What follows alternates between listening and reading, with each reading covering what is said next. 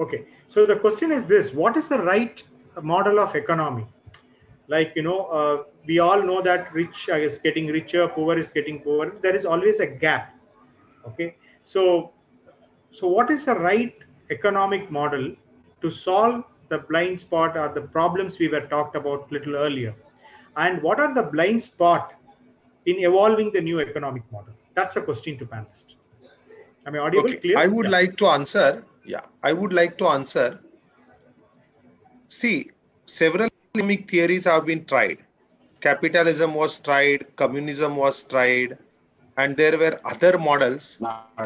But all of these models are essentially materialistic in nature.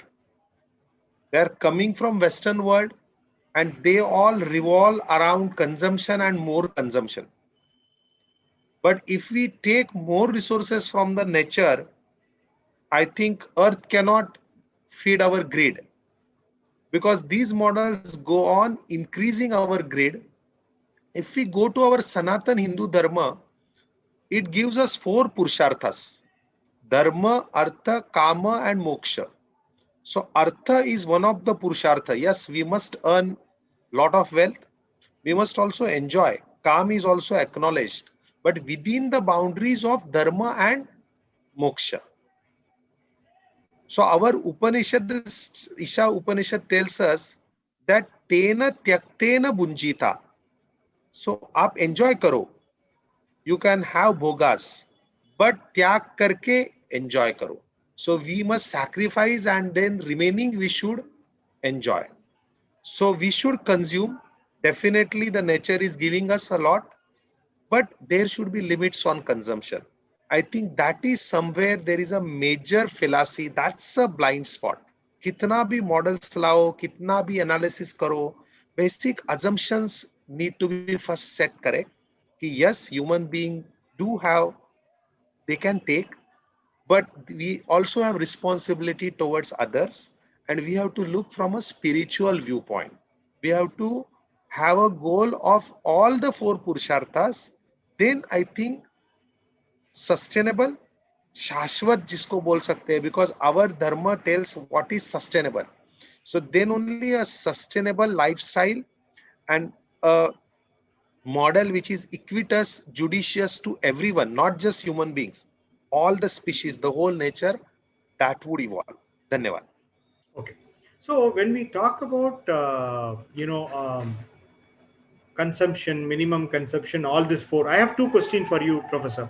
One is how you could be able to communicate. You are interacting with so many corporates, government bodies. How this all you are getting converted into policies or actionable plans, or just I want to have an idea how they are responding. Second is, don't you feel restricting this kind of thought, this kind of thought, isn't it restricting my entrepreneurship? Today, all the capitalistic or whatever you say, Apple is survive, and just it's keep coming out with the new versions, and it's keep going. Can I say that let me be minimalistic with my 7th version of the phone? It doesn't happen, right? And that's the way the real economic model doesn't work, right? So is there any midway for it, or where we can just fill the gap? One is, as far as the policy makers are concerned, most of the policy makers are Western educated, and their basic assumptions are different than what we talk under Sanatan Hindu Dharma, or for that matter any of the ancient philosophies. Slowly people are realizing the fallacies and trying to search for more shashwat or sustainable models. So slowly we see the change. Indian government under Modi ji has introduced certain certain things like mudra, or certain projects like Atmanirbhar Bharat, which are small steps in that direction. But policymakers still have to have a long way to come even near to this thought process. And second, I never said minimum consumption. I said that all the 4 Purusharthas are important. When it comes to technology, yes, we need the best technology. Usme koi limit nahi hai. Human beings have only gone slightly ahead, but there is a long way to go ahead in technology, both physical technology as well as spiritual technology. if we call it a technology. So उसमें कोई limit नहीं है. We have to keep on developing new models. But at a thought process, I will take what is needed and remaining I'll give to society. So we need better technology, but that better technology is for benefit of everyone. Right now, it is only for greed of few. That is creating problem. So I think we need better technology. We need better systems. We need good corporates. And we even want to earn more wealth. Automatically, it will be equitous. Automatically, everybody will take care of others. There should not be any restriction. Because the moment there is a restriction, people will find ways out. There will be more corruption. Yes. That Yes. that if at all it is a restriction, it is a inner restraint. जो हमारे अंदर से आएगा, हमारे mindset से आएगा, इसके लिए I think we have to work at a spiritual level to change the mindset. Spiritual. Then other things will fall in place. Fall in धन्यवाद. place. Yes. Thank you. Yes, Prematma Swami, you have something to say. Yes, yeah. Just a wonderful panel discussion today, as was rightly pointed out by many panelists. We can never feed the greed of the people. I think with the exploitation, not only the exploitation of the natural resources for one's own benefit, but even the manipulation of the people for, as Sentalaya was saying, profit at any cost. It doesn't really matter how much the person, the individual, the consumer is pushed to buy something which is not needed. Like, you can see that in the Western economy, like people are pushed into mortgages and loans at any cost, and for the rest of their lives, they are ending up paying for the items or house, whatever mortgages, which for the money that they don't have. So basically, even if they don't have the resources to purchase a product, they are pushed with greed to accumulate even more things that are not even needed for their basic needs. As Bapaji was saying, it is not necessarily someone has to retrain, but someone stops to what is fulfilling them, where it is enough. This is enough for me. The resources in the earth on planet Earth is enough to feed everybody. But when it gets to few hands, and when the the resources are manipulated, and the greed is influenced on the people to purchase which is not essential, and it's become like a virtual economy rather than what is tangible or physical. Actually, Swamiji has beautifully explained on the economy, how the economy can be based on three different areas. I'd like to request the NTP operator to play this beautiful satsang from Swamiji, where he explains a stable economy, and how it can, doesn't collapse just because a crisis, a pandemic comes, the whole economy collapses. It doesn't have to be so unstable. So how the Hindu economy has the solution for this? I'd like to just request this video from Swamiji to be played.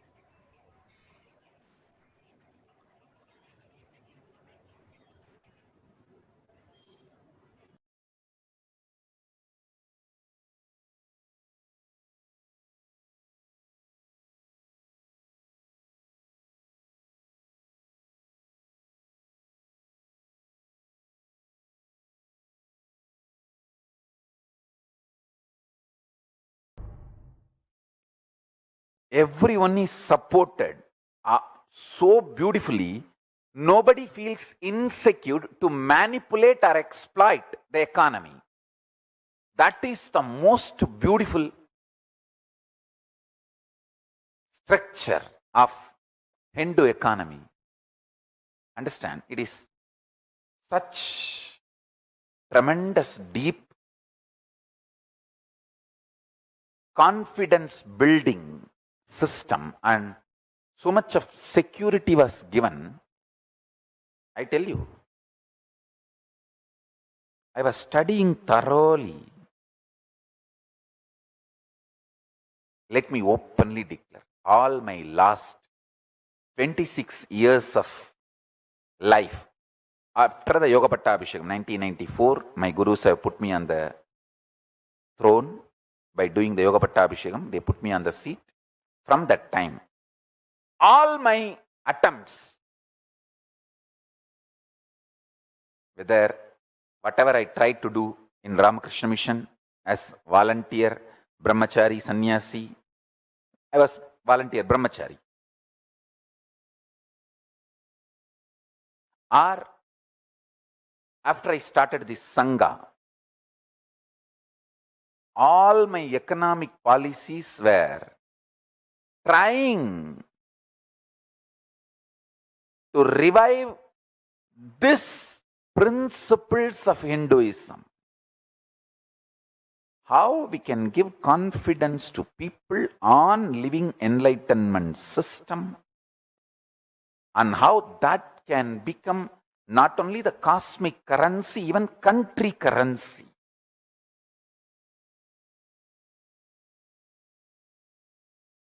I was trying various trial and error methods, but I tell you, very confidently, with the grace of Paramashiva, I am successful in coming to a very balanced, clear policies and principles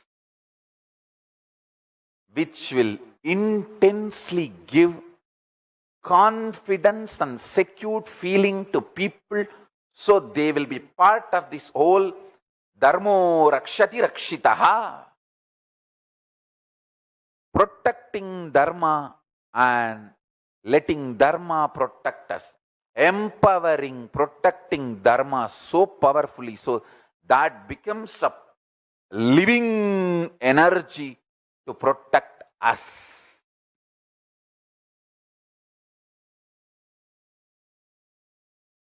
I received this knowledge of Hindu economic policies and principles directly from the blessings of my Guru, Arunagiri Yogeshwara, directly from him. And then learned the history, how it used to be a living reality from 230th Guru Mahasannidhanam of Tondemandala Adinam, Sri Jnanapragasa Desika Paramacharya Swamigal. I wanted to put this on record.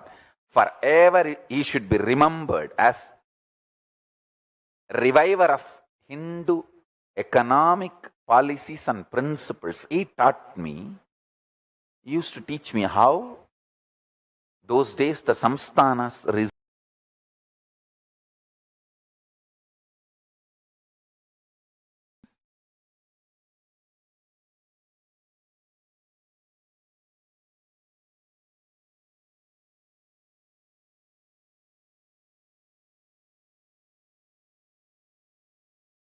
the economy is 3-layer: grain based,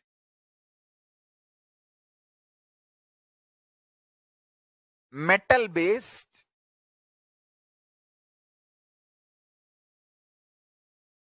and all the precious things you get from the ocean, pearls, those based, those items. Sanganidhi, Badumanidhi. Padumanidhi means all the items you get from the ground comes under Batmanidhi, like a grain and metal. All the things you get from ocean is formed as Sankanidhi.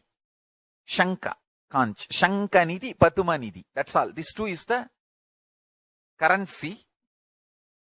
And in Batmanidhi, two category: grain-based economy and metal-based economy. Whole thing is contributing economy. Does not encourage stealing, swindling-based economy. No.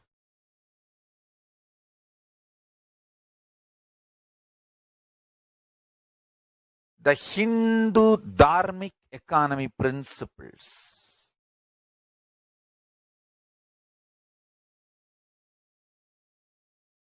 Hindu principles of conscious manifestation of reality in every level. I wanted to keep all the Hindu principles alive and bring legitimacy and demonstrate it, it still works. This is the best. Understand? This is the best. Somebody asked in Twitter, I think many people are asking,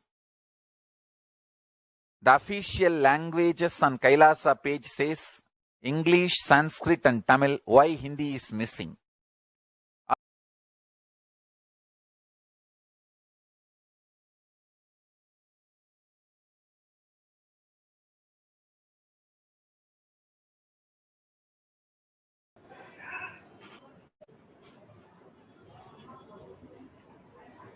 Nithyanandam.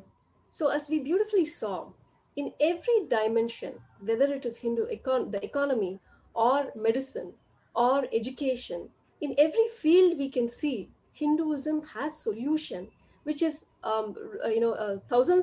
based on thousands of years of research, and it comes from an enlightenment space, an enlightened consciousness.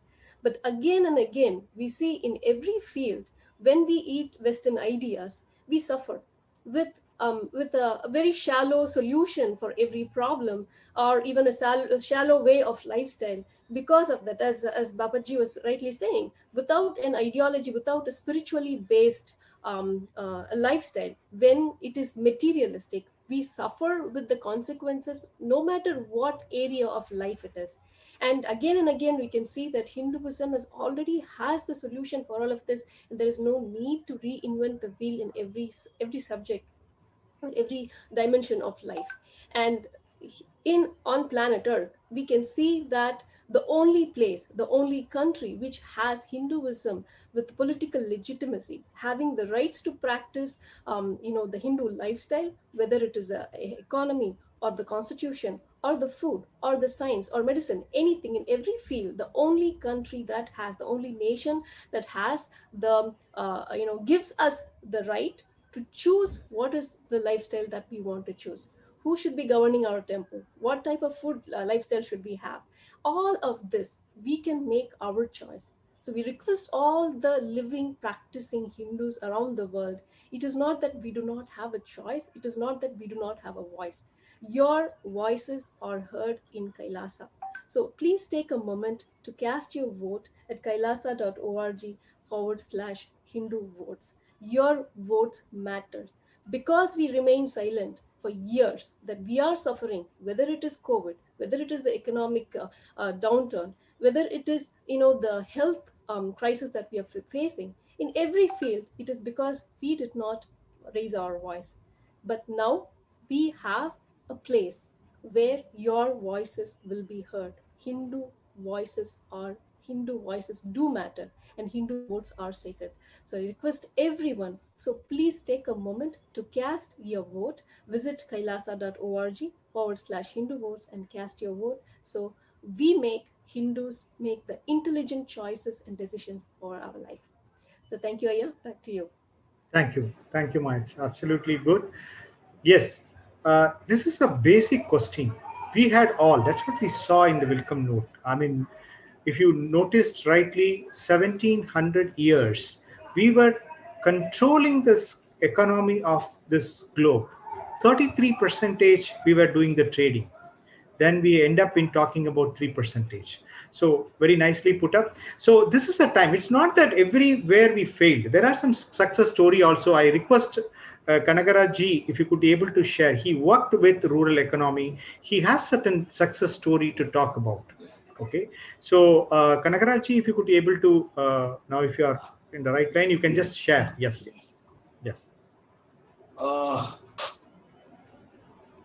Actually, see, the basic of our economic model is dharma. See, our economic model, we were very rich because of the fact that we built our economy, our society, our community, everything on the basis of dharma. Dharma is not something programmed like fixed, frozen kind of understanding, what we call economic theory or this kind of theory, that theory, it flows actually with time. And the basic idea is our responsibility, the individual's responsibility towards family, community, and you see the family's responsibility towards community and higher systems. So we see all as a whole, and it is not simply that human beings can dominate the nature and other people. So we have to see from dharmic point of view, our responsibility towards nature. That nature now, sustainability question comes, all that from the point of view of the responsibility or dharma. So the dharma, unites. The modern economy, if you look at, always, creating competition, conflict, the possibility of coexisting, cooperating, collaborating, and mutually sharing. All these are missing. You look at the modern economic models. So that is the real problem. And seeing everything in a fragmented way. We wanted to see everything dharma, artha, kama, moksha. You see, moksha means here itself we can attain like that. We have evolved different schools of thought, different methods also in course of our history. But modern economy or global economy is built on robbing the wealth of others. So that is the problem. Mainly by enslaving people. People of Asia, people of Africa, robbing the intellectual material wealth, not acknowledging the contribution of Asians, Africans, and Americans who have built the civilizations far, ahead of the Europeans. That economy is now collapsing due to the onslaught of the China virus. Yeah, Corona, yeah. China virus. Yeah, I have one question to you. Now the thing, actually our problem today is that actually recovering our knowledge. We have been in our educational institutions, we have been always imposed the Western models only. We are teaching only those models in our classrooms. And we don't know that alternative models exist here within our Indic dharmic traditions. So we don't know. And, our own systems have not been patronized in the post-independence period also. Before the independence, already they have tried to suppress. Our agriculture was heavily taxed. All our, post-independence period also, we have not changed the constraints, all that difficulties created to the cultivators. And our artisans were not given chance. The patronage that was there for our artisans, our music, dance, every craftsman, everything were broken down. So now we need actually see wherever success is coming from our sector only, where we use our own native intelligence, native wisdom. It's not totally died out. We have been constrained. So wherever we are using, any example, Kanagraji, energy, you could see, food, natural agriculture, organic consumption movement everywhere. Now our own food, traditional food, different foods from different parts of the country, all are coming up. And there you could see our people who are promoting them are thriving. You could see, yes. And that success is coming wherever we are trying to use our traditional wisdom and the traditional, concern for all. You could see our Padma last 5 years, 5-6 years, you could see Padma awardees, very humble people using our own knowledge, our own skills, our own wisdom, with our own concern for all. Sarve bhavantu sukhinaha. You could see they are making success around them, without external funding also. You could see we all talk about capital should come from somewhere, technology should come from somewhere. All these two things are, without these two, external technology and external capital, our people are successful. You could see water harvesting, you could see energy also. But again, our policymakers are looking for grand models, imported models, where they will get more commission. So where they will get, foreign commissions. See, these kind of things are not actually working. We are still clinging to the failed models. So we need to look forward models within, and we don't have any problem in learning from others. We are open to anything which is good. But our thing, agriculture, we could see, poisonless food, healthy food, nutritious food, nutritious milk. You could see, if you see quantity also, quality also, or quantity also, we can do ourselves. So the solutions lies within. Got it. Wherever we have tried definitely it works. I don't have any doubt in any field. Any field, we are lagging behind. Our intelligence or creativity, no parallel in the world we have with us actually. A cobbler in the world, the best cobbler will be Indian cobbler. A barber, no, I am telling that. Barber in the world, entire world, the most creative and intelligent barber will be Indian barber. I am telling foot and head, no other concern. Thank you. That actually, farmer in India, Royal Commission of Agriculture has stated that most intelligent in the world, his understanding of the nature, climate, everything was very good. And, by making farmers dependent on agricultural universities and government minimum support price, constraining their operations, we have spoiled the agricultural sector, and we have pushed all the people from rural areas to urban areas. There also we did not give good employment or housing facilities. We made them to live in the slum. So blind following of the West, as if, the entire policies are directing us towards becoming like Europeans. So from this mindset, by becoming like Europeans, we can prosper, we can grow, and we can resolve our problems. We should come out and we should think like our own way. That is the solution. And it is, I don't, you please let us to use our own way of life and our own lifestyle, our own thinking.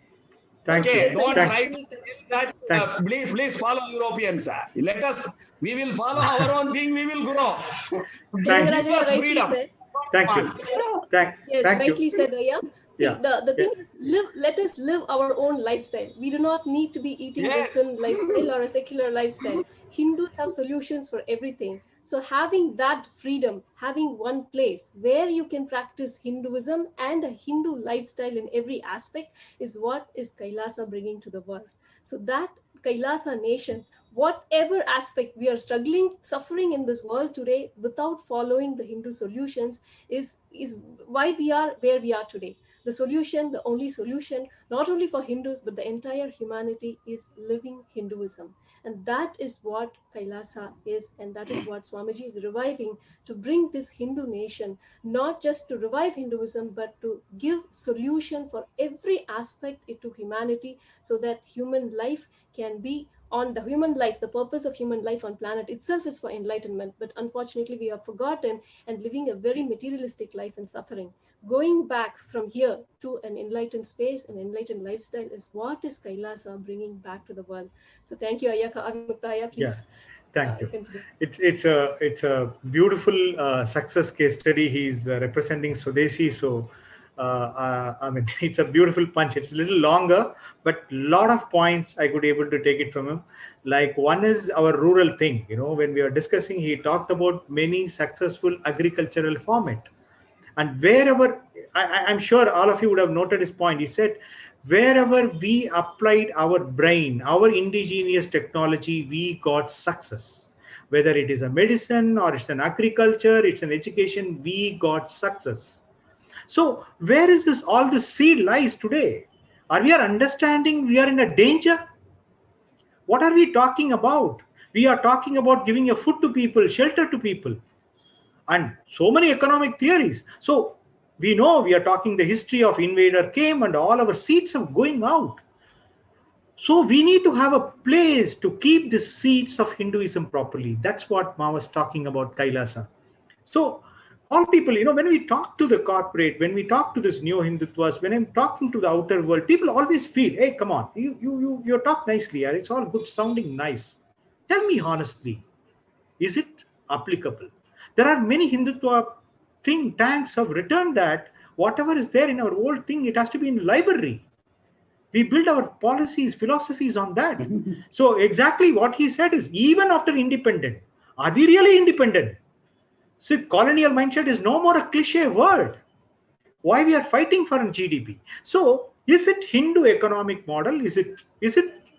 I don't want to use the word utopian thing, but is it too ideal? It's too far from practical. I wanted to invite Pranapriyama to give an angle of how Swamiji look at it, from how he runs so beautifully these institutions. If you could be able to share few of this thing, we will get more confidence. It will be a good message to the world. Yes. Thank you so much, Avimukta. I just wanted to add a couple of points to whatever the discussion thread has been going on, especially in terms of choosing the sustainable practice, whatever we can do indigenous, right? So I've been with Swamiji for more than 3 years now in Vidhi. Every single practice, right, from growing plants or organic agriculture or any sacred arts university that Swamiji has built, every single department that Swamiji has raised, every single work that Swamiji has assigned to a ministry and evolved these strategies, every single thing has been about how we can do it with right amount of things. I wouldn't say minimal amount of things. Whatever quantity is appropriate to execute a task, and whatever amount is required to pay a task, to pay for the task. Exactly that kind of accurate micromanagement is what Swamiji has taught us for so many years now. I would like to share one amazing incident, which really threw a lot of knowledge about how the Hindu economics functions. So there was a time when we had to procure a lot of instruments, musical instruments, and there's a team who went and purchased and supported a lot of people in Kumbakonam and bought all the musical instruments. And then Swamiji looked at the instruments, and then he asked, what is the price of these instruments? And everybody told it is 60,000, 70,000. They all came up with the price for what it was paid, etc. Then Swamiji told, have you done the reverse costing? So this is the first time I happened to hear this word called reverse costing. So now what does it really mean? Then Swamiji told, okay, now what is this material made of? Somebody told it's brass, and somebody told some other metal. So likewise, for each of the musical instruments, the material out of which that particular instrument was made, it was told. And then he beautifully guided the whole team on calculating the weight of the unit material of each of those total product. And then he said, okay, this is how much you would give per kg for this material. And then now this is the making cost. So you should have paid only 20% of what you actually paid for. So, and then we were like completely taken aback, like, wow, is this how we really understand what is the worth of a single product that we purchase for? And then Swamiji further expanded the ability to understand the unit mechanics of every single product is nothing but being established in Advaita. Right. So last few days of satsang where Swamiji is explaining about to be able to relate with each and everybody as gods and goddesses, to be able to establish ourselves in the space of Advaita, it's nothing but being able to see the unit frequency from which each individual consciousness is operating. So if so the whole reverse costing or the Hindu economics is all about seeing what is the right quantity that is required, that we need to be utilizing, and how much you need to be paying for that. And all of it is completely based on the principles of Advaita. So this is one thing which I learned a lot from being around Swamiji, and the amount of integrity that Swamiji has taught us in ensuring that, okay, if some donor has paid, has given, sorry for the technical glitch.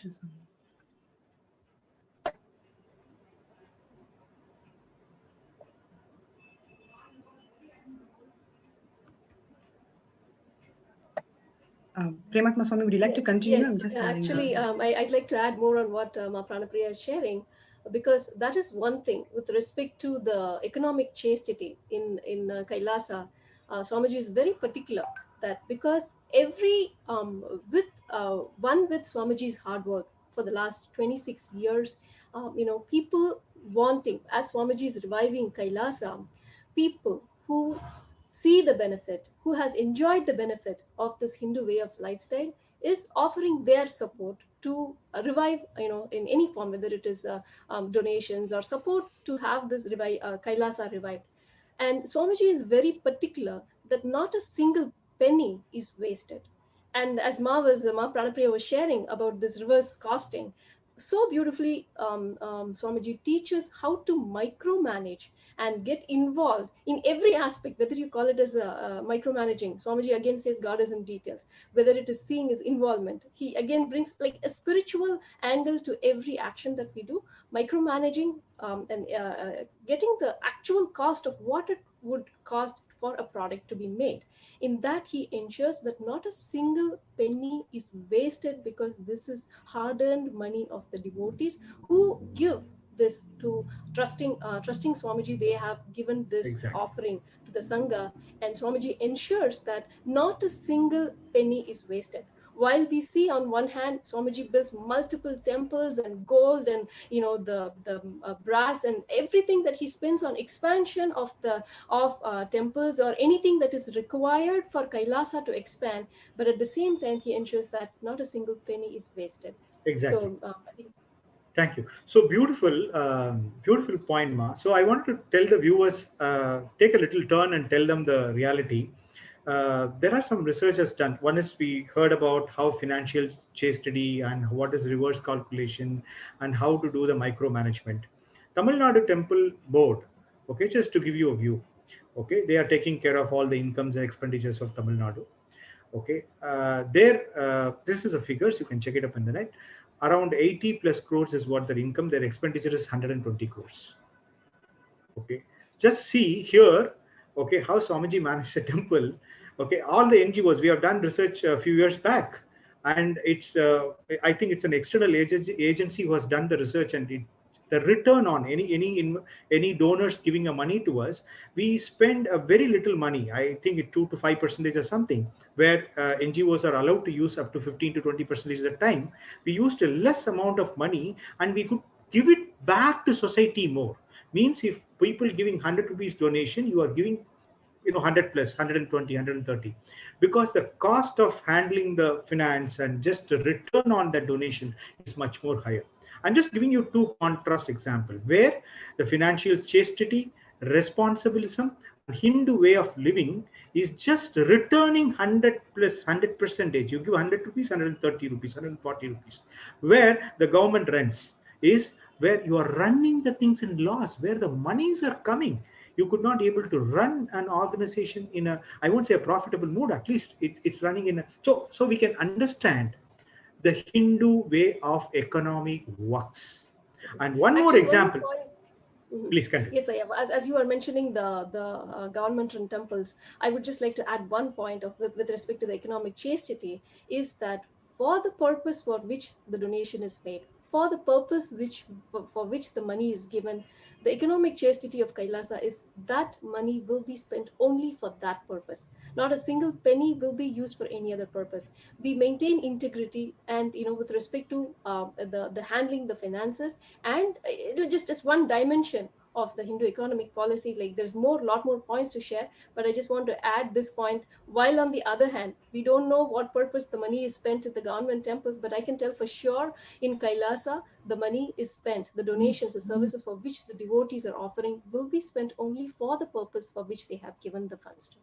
Exactly. Good. One more point I will And add as it. again, I'm going to take a moment to remind everybody, this lifestyle, this elite lifestyle is ours and we can have it. And this is there, Swamiji is reviving Kailasa for this purpose. So take a moment to have this beautiful highly evolved conscious lifestyle which is in Kailasa. So cast your votes at kailasa.org/Hindu votes. So please take, because every vote that you are casting, it is not just a matter of, okay, few minutes, I just go on a website and cast a vote. This is deciding our future, not only our future, but the future of our generation, future generations. So every vote that you you cast is important. So please take a moment and cast your vote at kailasa.org/Hindu votes.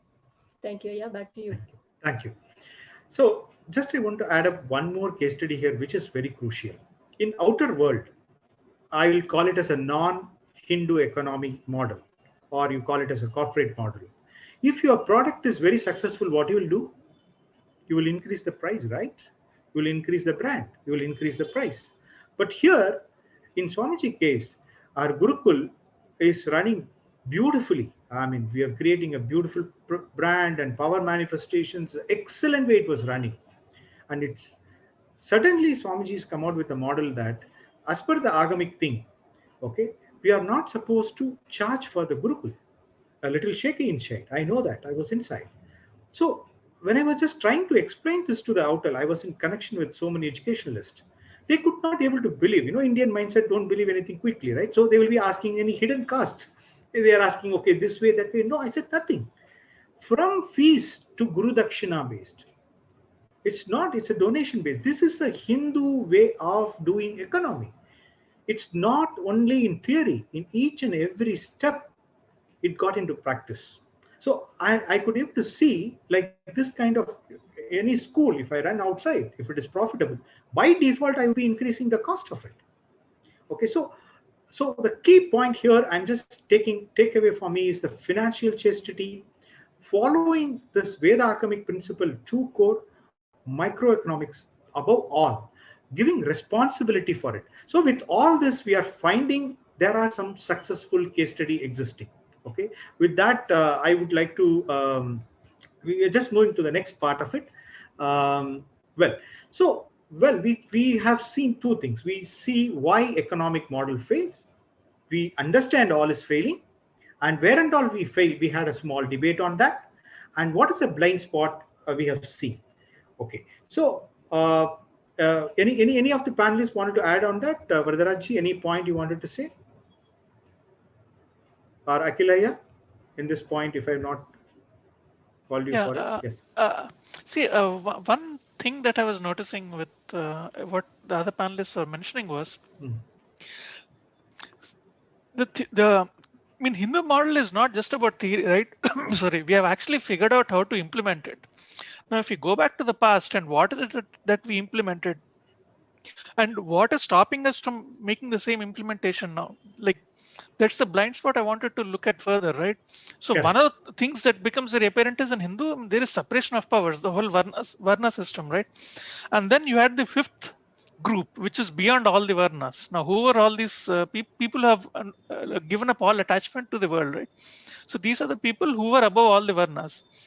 And the governance structures who are responsible for implementing these policies or coming up with these policies fell into those categories, right? Like, for example, Raja will never be involved in the matters of economy. It was not his domain. And today we are asking Raja to essentially decide on economic matters. And Raja will get elected by bribing the voters. And the business person is going to maintain his dominance on the business by controlling the Raja. So in this vicious loop, how is it possible to actually implement any of the economic principles of Hinduism? So it's not just about coming up with a model of economy. You have to understand what all feeds into this. The modern term for that is political economy, which again the Hindu even Swamiji has mentioned about this point very well, right? So when a particular arm of governance, whether it's economic, political, or anything fails, the fifth group, that is people beyond all the Varnas, take over that. Otherwise, they're very happy to delegate them to the individual Varnas. Now, today we are unfortunately in a situation where this group is the most suppressed group, and it is not an accident that we're seeing all these failures of all the models. I just wanted the others' view on this as well. So in short, it's a good question. He has given some answer and put this question in a way. If I just summarize your question, is it really possible to get Hindu economy implemented in existing political scenario. Is that right Yes, summary? not I think just political scenario, but existing governance scenario. Not governance just scenario. the. I mean, Yeah, yeah. politics might is viewed very narrowly, but the whole framework that has been built on. Yes. Vardaraji, you have anything to say? That's our next question. Like that's what we are moving towards. We understand that what, where, and how we failed, but from here, how we have to move on. We understand all. We have to I mean, dharma, artha, kama, moksha, enlightenment. That's one point. Then we have discussed indigenous technology is a very important one. That's the only things give success, and minimalism and requirement. All we have nicely discussed. So from this, if you have to say what is the possible model we can suggest, I understand that it's very difficult to come out and say, hey, this is the right box, come on, go there and fit it, it'll work. But just I want a panelist to give some kind of an answer where what would be an ideal possible, if I be greedy, a successful solution. Vardaraji, I you would can. like to add, I would like to give answer in two ways. One is from a comprehensive model angle. Several authors have written from a Hindu viewpoint. One, if I would like to quote Hindu authors, then from ancient days, there is a lot of writing in Upanishads. Later on in Mahabharata, there is writing about, especially in Shanti Parva of Mahabharata, where Viduraniti is given. Then, of course, there is a detailed book in the form of Arthashastra by Chanakya. If we come to slightly modern times, Dr. Bhimrao Ambedkar has written very good books which tell about how Hindu things can be implemented. Then Mahatma Gandhi has written. Deen Dayal Upadhyay ji has given a very good format in the form of integral humanism. And more recently, Dattopant Thengdi ji has written a book called as The Third Way, where he has elaborated about what is an alternative to capitalism and communism and so on. In more recent times, we have got Professor Vaidyanathan or Gurumurti ji who has also written. This is just I gave references so that others can study further on it. Further, I would also like to add that up to 1970s, Islam had nothing to do with finance. We know that under Sharia, taking loan and giving loan and taking interest, giving interest is prohibited. Exactly. So the whole Islamic world, up almost 1/3 of humanity was out of financial market.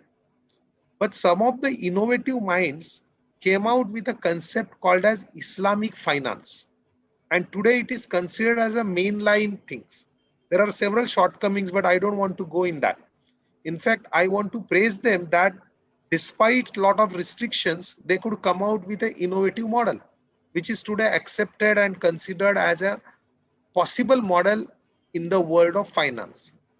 Whereas we know that Hindu Shastras give so many possibilities, so many things which are there today in financial world were already given there. But still now, we have not been able to give something like a Hindu finance, something like a Hindu investment, something like a Hindu fund. Exactly. I know Swamiji is working on that lines, but I suggest to all the audience that we need to work on it. We need to develop a fund which will collect investment and do investment on Hindu ways. We need to create some board like we have an Islamic board, because we need some structure for today's governance systems, which was not there in the past. So I recommend to everyone, not including me, that we need to work on it. There are good principles and so many people have also stated them, but we have to make it possible in today's world. We have to come out with possible structures. One of it is Hindu finance. It could be Hindu investment. It could be Hindu bank. And we are not restricting. We know that we are not exclusivist people. When we say Hindu, doesn't mean only Hindus can invest. In fact, it's for the whole humanity. Only thing is, it should be open. It should be allowable to everyone. That's what we are trying to say, and that we need to communicate in a very good way to the whole of the humanity. Dhanyavad. Excellent. Excellent. Thank you. This is once again, it's your favorite topic of Hindu finance and Hindu accounts. Just I'm piggybacking on that part. If you could be able to say how you have written some articles on Hindu investment and particularly stock market point. So can you throw some light on it? I like the way you put the prospectus. So I want all the audience to listen. If we look practically, there are only two ethical funds in India. One is a Tata Ethical Fund and one more. Both of them, though their nomenclature is ethical, actually they are Sharia funds. And all our temples are investing in so-called ethical funds, which are Sharia funds. So we need to come out with Hindu funds, which will collect money from those who are interested in that and then invest in companies or the projects which are in line with Sanatan Dharma. Absolutely. This is the practical part of it. Same thing can be extended to banking. Same thing can also be extended to portfolio management or such type of schemes, wherein there will be ethical, positive bias. In today's world, there is something known as ESG standard, environmental, social and governance standard. So whole world is moving towards it. It's not that only we are moving. Whole world wants to invest in something which is ESG compliant, which is more environmental, which is more ethical, which is having more governance. But we have to project ourselves that yes, come to Sanatan way, come to Hindu way. It is more eco-friendly, it is more open, it is more transparent, and so on. Dhanyavad. Yes. Professor, you would be very happy to know we are actually structuring something on the similar, like called some Hindu compliance board. Okay, so I'm sure your idea is really beautiful, and we have to evolve. Like today, a lot of venture capital is coming. I mean, we have a lot of internal investors. So if you have a board which says that if you are following ABCD things, if you are into our agamic practices, if you do a practices from this kind of a thought current and framework, you would get an investment. This would be a and nice to know that, I mean, not nice to know, it's hard to know that the big funds, what all you named, is all working in a Sharia structure. And like a crypto Christians, we are also don't know what all the fund we are putting, all our monies. We all at least we should be aware that where we are investing. As if you are an individual investor, if you are putting money in your mutual fund or something, at least try to know how, on what principle that is all getting managed. Like you put a lot of money to a temple, and finally it goes to where it should not go, and where it is getting against the Hinduism. This is I'll call it as the highest level of stupidity. Thank you for a nice feedback. I mean, beautiful suggestions, Varadaraj Babuji. Yes, any last word from Kanagarajji? You have anything to say? In just 2 minutes. Just 2 minutes. Yeah. Actually, in the current political, global, national political scenario, whether the dharmic model of economy will work. And important thing with dharma is that it works. It is a light which never stops glowing. So that is the nature of dharma. And because of such nature only, we are surviving as a civilization even today. We have shrunk. We have been attacked, no civilization has been attacked that much we have been. And we have sacrificed so much for dharma. So we are still fighting also.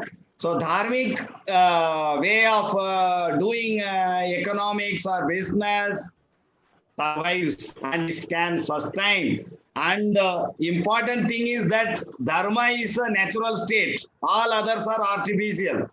So going to dharma is actually, realizing what is there already, the order that is there in the nature. Our worldview, if you look at Indian thought, you look at, there is an order, there is a natural order, but we are not aligned to that.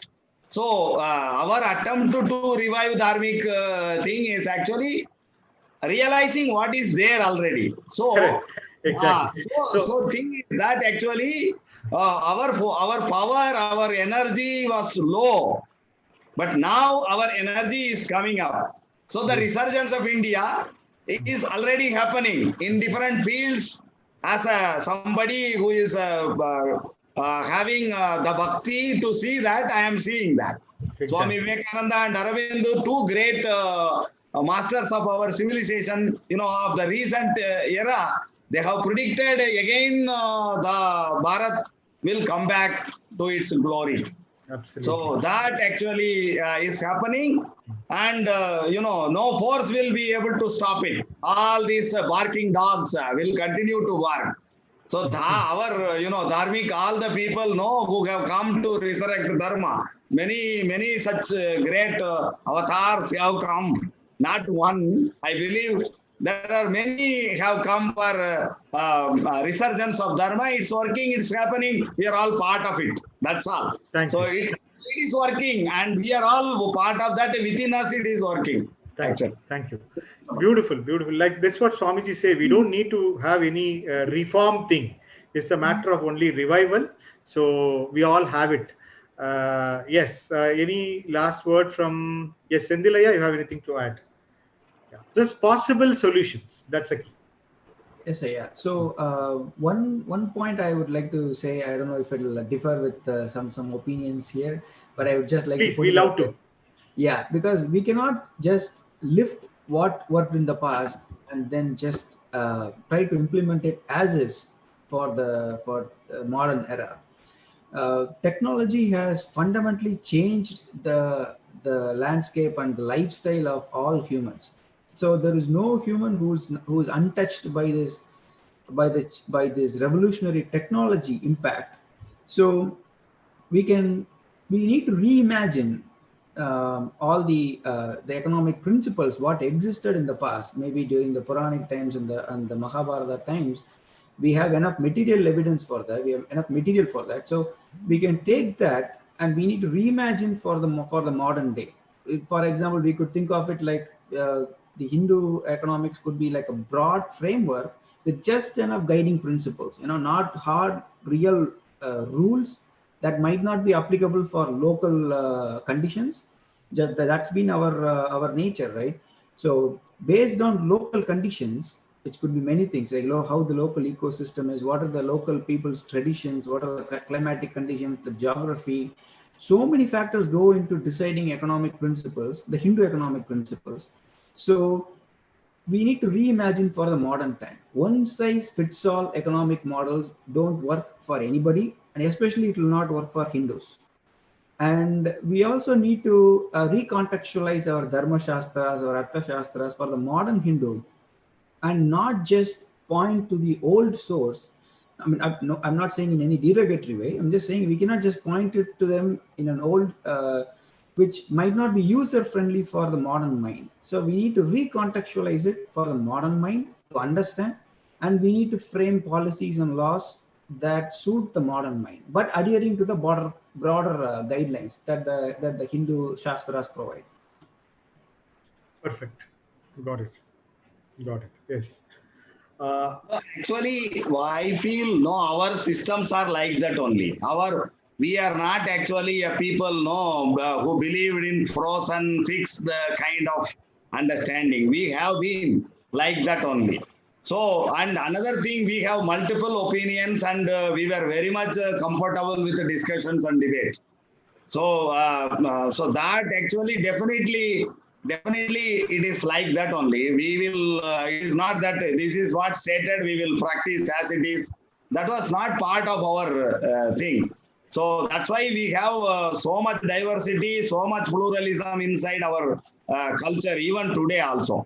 So this is there. It's not blindly, following like that. Actually, we have been flowing, evolving, being and becoming like that only. So it's our nature, and it's our to say that we are fixed. No, it should be like this. And there are some people like that also. Even today, it is stated like that. We should be like that. Among us, there are few people are like that also. But that all archaic people, there will be, but that is not our approach. We don't believe in that frozen kind of.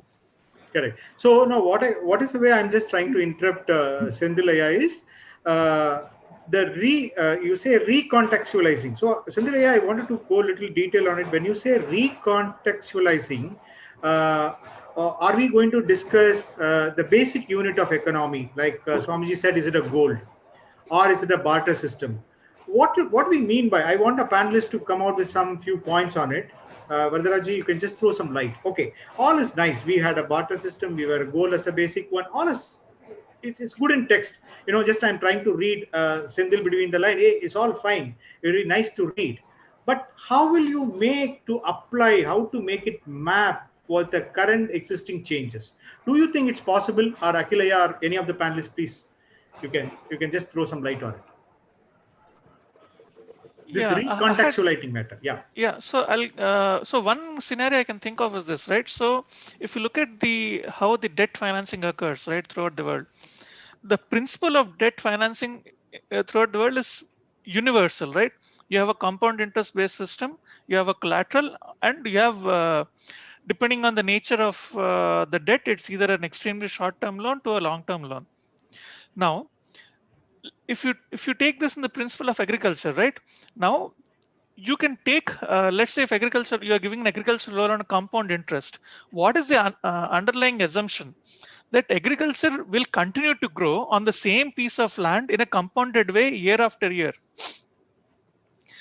So that's now if you look at the Hindu traditional systems, agricultural financing never occurred in such a way. It was always a simple interest based system, and it was very time bound. Like it was always from a crop to crop.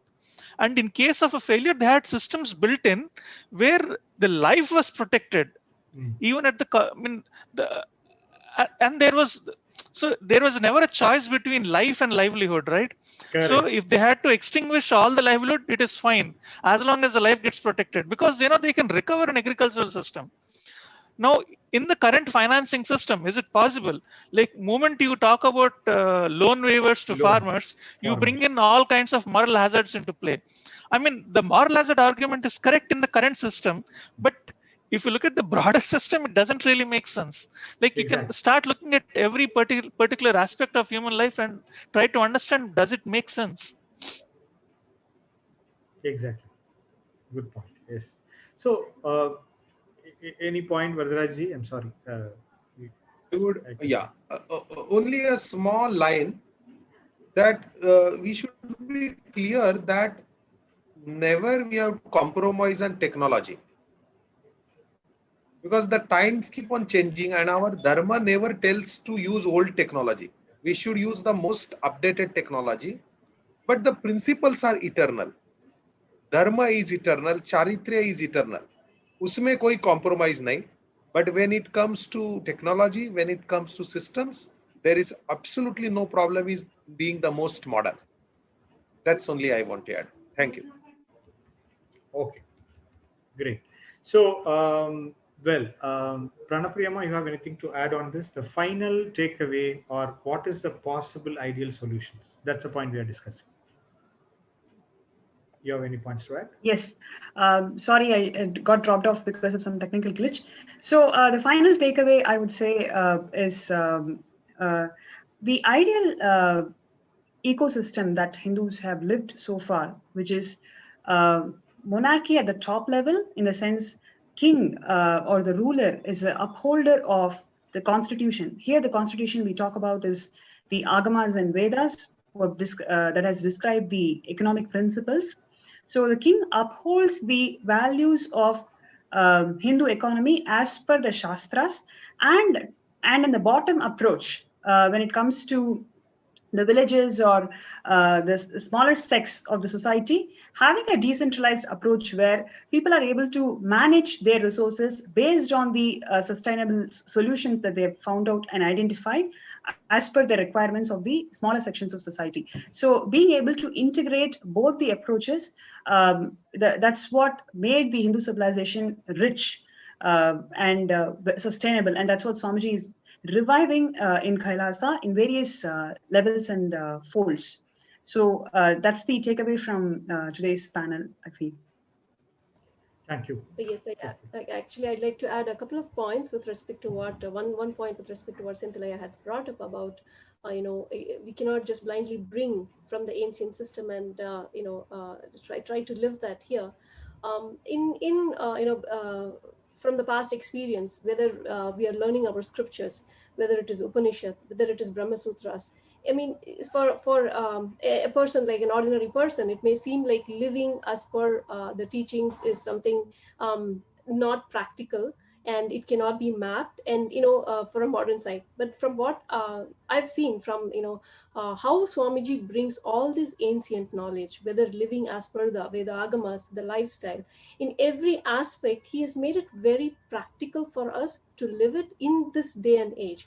Whether it be even a modern youth can learn and live Upanishads and Brahma Sutras, which they would have thought like it is old age, it is not for me, or most of us have thought that way.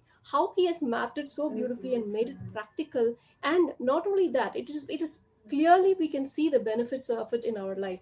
So it is just a matter of integrating.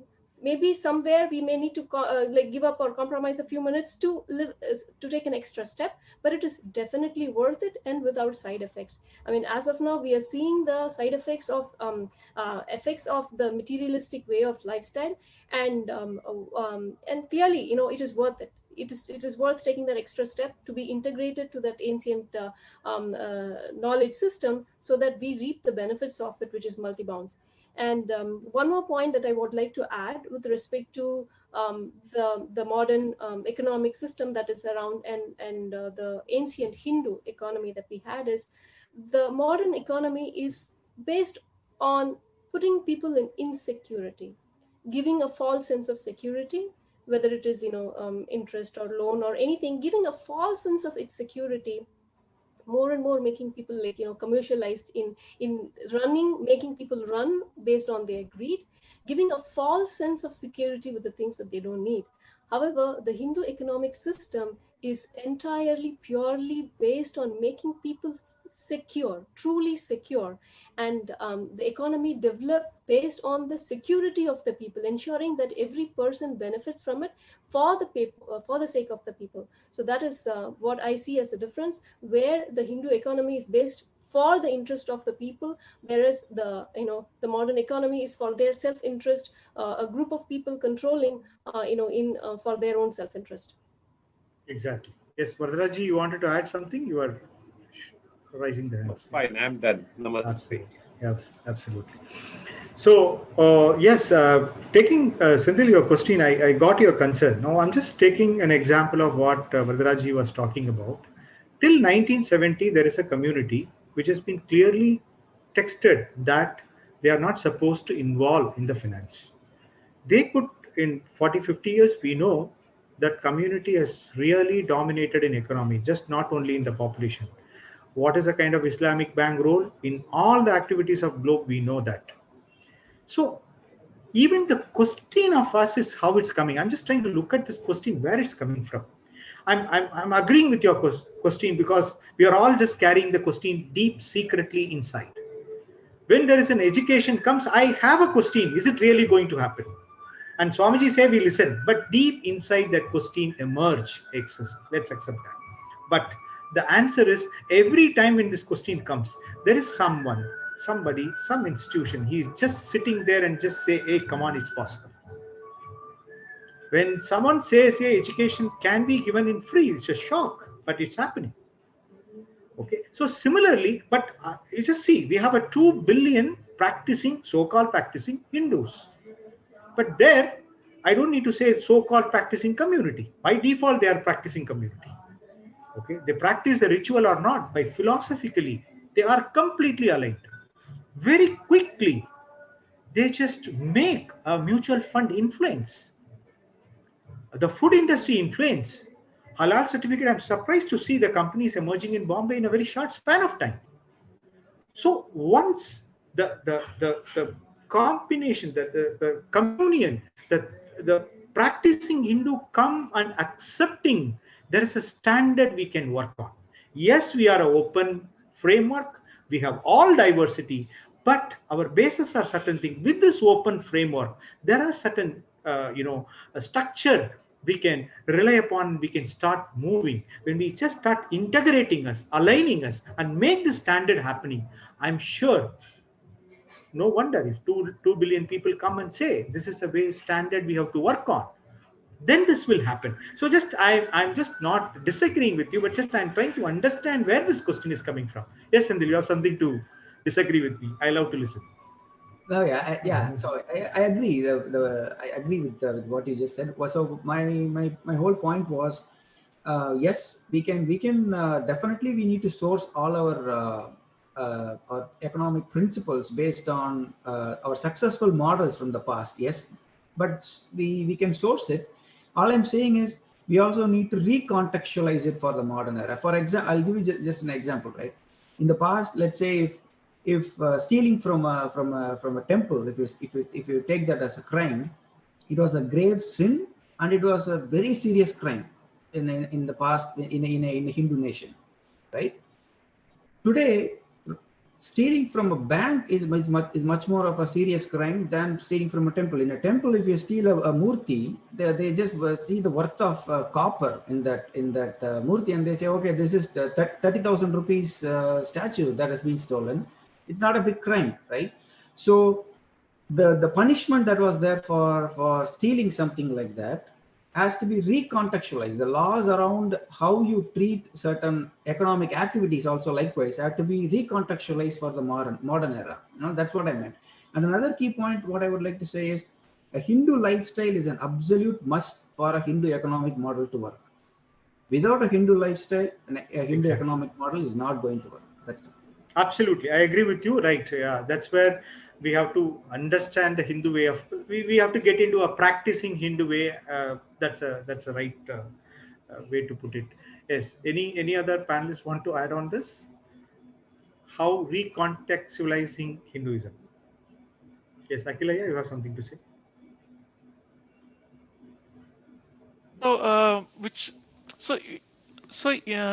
It is one thing to pursue the goals that we are defining, right? Then it has to fall into how we are going to implement it.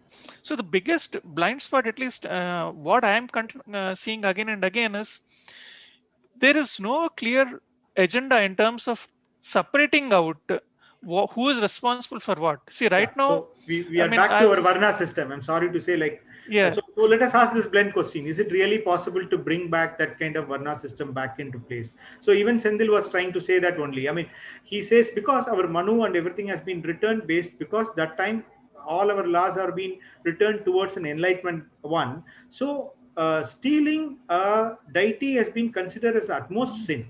And even in Varna, the Brahmanas' sins are penalized, I think, 5 to 10 times than the normal sin. So the idea and the law, maybe you say social law or financial law, is basically mostly maintaining the Varna system. So probably are we getting into the debate that is it possible to revise it back? Is that what recontextualizing you mean by Sendil or Akhil? Yeah, I mean, yes, exactly, right? I mean, whether you like it or not, that's how the world is organized anyway. So I think it's time for us to have a much more open debate about what exactly Varna system means today. Until that thing gets out of the door, we'll have tough time, understanding what Purushartha is, what fulfillment of desires are, what your responsibilities are. Yes. Yes, but Vardaraji, are we open enough in this economic debate and economic circle or corporate circle? Are we open up enough in discussing this? Artha, Kama, Moksha is all fine, but there are certain topics like Varna. Can we bring it back? How we can bring it back? You have any experience in taking this topic to the corporate level, or how is all being viewed now? Slowly, world is today talking about corporate spirituality. Some people are talking about higher purpose of life, a slightly different way of putting what we are trying to put. And of course, we know that yoga is becoming popular and more acceptable. But certain things like Varnashram Dharma, unfortunately, I think we ourselves have not put it properly. Lot of opposition will come from Hindu society or certain elements of Hindu society within us So before taking it to corporate world, I think, or along with that, I think we'll have to elaborate it more so that it becomes more acceptable and people understand its true meaning, not its perverted form. Dhanyavad. Exactly. So yes, is one of the, I'll say a kind of a, yes, Sindhil, please go ahead. Yes, sir, yeah. So maybe, so it's my personal opinion, maybe the Varna system cannot be as is ported again, or it cannot be revived as the original structure was. But if you see some of these newer techniques that are used in some of these Western education systems, if you see, in a same classroom, if out of 10 children, okay, let's say 2 children exhibit enormous potential, okay, those 2 children don't have to be tied up with the rest of the class in their educational progress. Those 2 children are fast tracked. They are given a fast track to move ahead, move beyond the scope of what was defined for the whole class. But those 2 children will be on a fast track and they'll keep on moving. The rest of they don't have to be tied with the rest of the class. So those students who have the special abilities, or those students who exhibit such traits, get separated out, and they are given fast special treatment, and they move forward. If you apply some similar principles, if you see, whoever takes up more responsibilities, whoever are trailblazers, visionaries, they probably form some varna, who are thought leaders.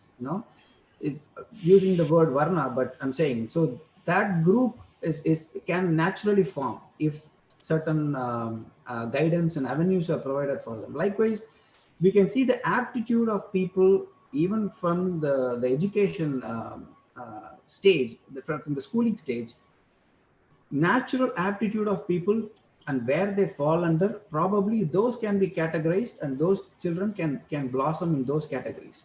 Even as when they grow up, they will blossom in those categories where they were found to be good even to start with. So that Exactly. might be the future Varna system. Exactly. Good. Yes, Pranapriyama, you have anything to say on this? Yes. So just wanted to add this connecting points on how Varna system or what is the economics involved in the Varna system. As Swamiji has explained this concept in many of the satsangs and discourses, where he says that the king who is vested in power, he does not hold the economics. Like it's actually completely distributed. The brahmana do not hold money. The money is held within the Vaishya community. And the same way, the kings they uphold the security and protection and upholding the values given by the agamas and Vedas for that constitution. So the power is distributed across the board, and as well as the spending capacity is distributed across the board, and who holds the money do not hold the power. So in this way, the vested interest amongst the communities and Varna is minimized, and therefore everybody is working towards enlightenment and supporting the enlightenment structure. So that is these values and these thought currents Swamiji has spoken and elaborately in many of the discourses. So I just wanted to bring that point here as we are talking about Varnas and economics. Okay, great. So one of the questions, when particularly about Hindu economy, when we beautifully said, Varnashrama Sarma is said still just before 100, 200 years. I want to just say a few of the case studies, how beautifully Hindu economy got success. For example, family business. Okay. Not only in India, we know it very well, mostly a successful, long-standing business are family business. How many of you don't know that, you all know that Tirupur is a place for a big hub, okay, and Shivakasi is for the fireworks. You all know about it. But if you try to understand how the cities are built, and even Punjab, okay, 80% of our, I think, Indian engineering requirements have come from Punjab. If you understand like how this got built, okay, now in a modern economic thing, we have to put a, industrial, see the resources, put up the, cities accordingly. All these things are work out, and it costs a lot. I just saw one study where this whole Tirupur, the two family has decided to go there and just see the technology and in the East Indian time. So they went, they just settled in Calcutta, learned something, and they come back. And we know next to 30, 40 years, 50 years, the whole city become the hub for, what happened in Tirupur, what happened in Sivagasi, we know. So the Indian way of running a business, Indian way of expanding a business, what is the stability Tirupur and Shivagasi or Punjab has given? We all know that. Why? So this analysis, they go a little more deeper. That's where, because this is an analysis done by bank and mutual fund when they wanted to pump in money over here. Okay, because they could not able to crack. When they just see why they could not able to crack the whole system, they understand what interest you are giving. Somebody is getting that money without an interest or less interest or easily accessible. Okay, so if I'm running a business in a community, it's not just a business. I am committed to the community. If I'm a Sardarji, if I'm running a business, I will be completely, part of business is one dimension of it. I would be a Langar Adipati in one of the neighboring temple. Okay, so whatever there is an economic thing. So tomorrow, if I do any mistake, I have to stand before society. It's a moral responsibility. And this is a community who just took me from a childhood, or maybe, when I start a business and just it's giving me a full business life cycle, which I have to learn in a hard way. So it's so beautiful that this gives me an excellent Vada Varna to have my security of business and it is commitment towards society. We talk about, right? I mean, because only Grahasastrama was earning, right? In Varnashrama thing, the Brahmacharya is not supposed, I mean, they are not earning. Vanaprastha are not supposed to earn. And, even sannyasis are, of course, not supposed to earn. The Grahasthastramam was the guy who was just earning and make this economy run on. Even when I'm running the Grahasasrama, my purpose has been automatically told, hey, you go there and support this Brahmacharya. Hey, you go there and support this sannyas drama. This is the and you just start contributing through temple or whatever the institution you belong, you do that. And that was very much existing to the extent, I should say, still in few communities are doing that. For example, let's take a Chettiar community or any other community who is today the most of the temple, we all have to bow down to that kind of a contribution and the lifestyle they have. Whatever the money they earn, just they blow it back to our spiritual investment life cycle, to call it very modernly. So in even though we say like is it really possible to bring back Varnashrama, it is a successful model. So when they come and study that stability in a family, that is why we keep on going on stability. Okay, probably we can ask the furthermore question to make our topic interesting. Is it family business or exploring like an individual innovations? Like, there are big corporates have come and, is it really stopping the innovation part or the kind of an expansion it can give? Is it really giving? That has also become a myth. Last 20 years, we have seen a lot of family businesses have broken this myth and expanded a lot. So a family business, which we were thinking earlier, are kind of a not comfortable definitions, is now clearly giving answers to the business world that yes, when we are in the business environment and connected community, it just flourishes well. That's one topic. The second topic I wanted to just take it up for the discussion here is, I'm just taking what Sendil was trying to say. What are the things we have to recontextualize it?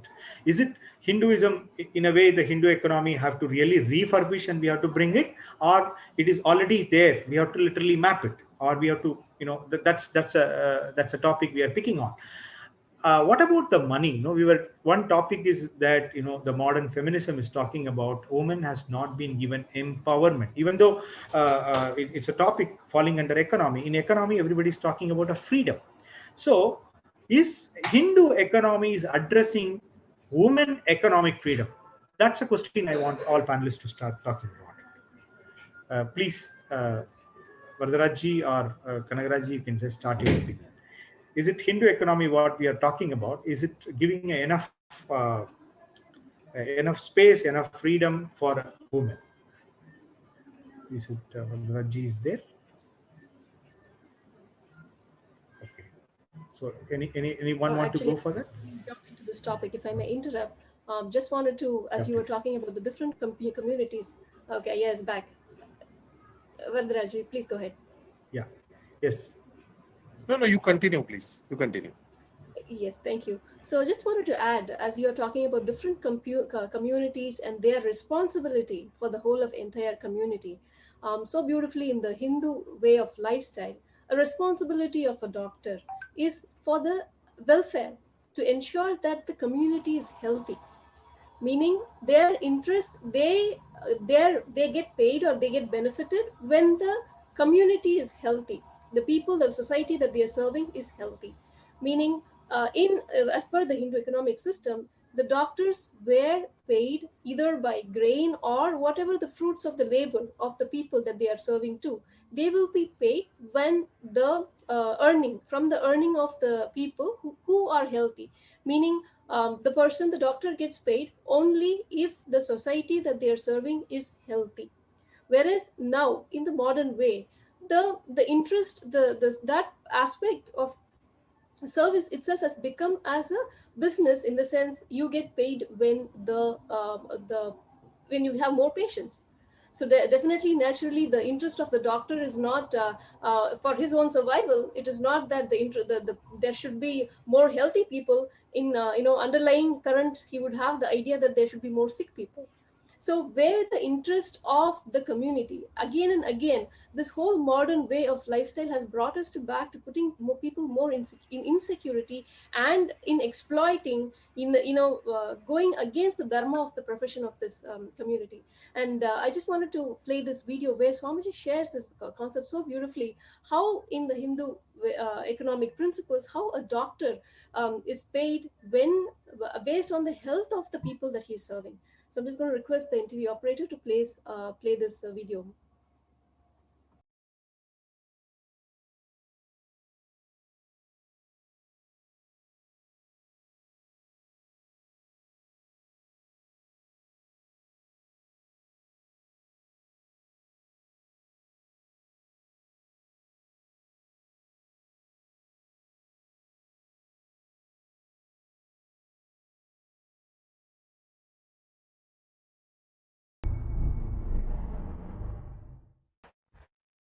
Same way, in Hindu tradition, doctors are paid not based on you falling sick, but based on your income. Whole village gives share from the harvest to the doctor. Doctor makes sure the whole village is healthy. This is called healthy medical industry. See, only by you falling sick, doctor is going to gain money.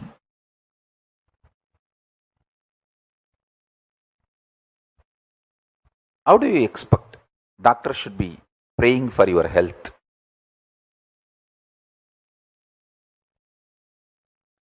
If the policies are impractical, why are you demanding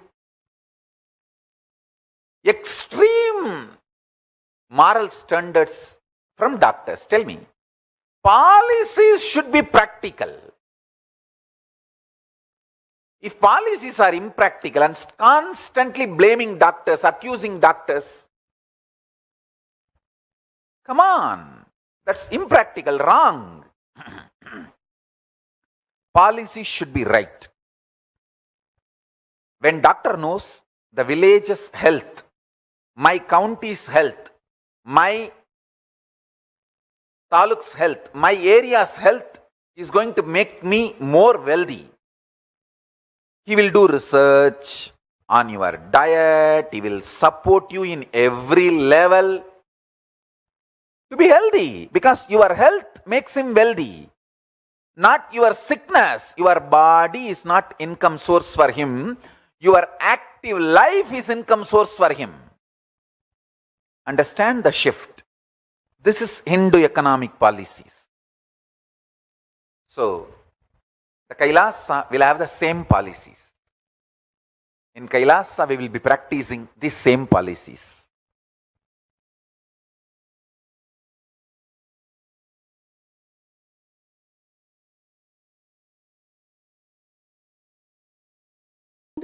whether this modern lifestyle that we are living with the flaws of the modern, whether it is economy system or any aspects or medicine, again we see how the Hindus have had the solution and have been living a beautiful enlightened ecosystem.